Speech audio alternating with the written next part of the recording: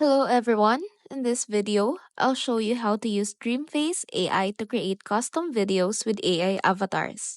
Let's get started. First, download the Dreamface AI app on your mobile device from your App Store. After downloading, open the Dreamface AI app.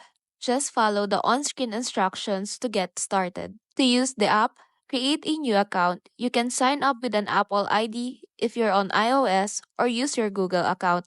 When prompted, allow Dreamface AI to access your gallery. This lets you choose any photo you'd like to turn into an AI video. Select a photo from your gallery that you want to animate. Simply tap on the image and Dreamface AI will start generating your video.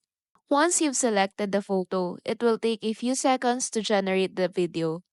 Soon, you'll see your fun AI video right on your screen. Note that from time to time, you can download your videos, but if you want a fuller access on this app, you need to get the premium version.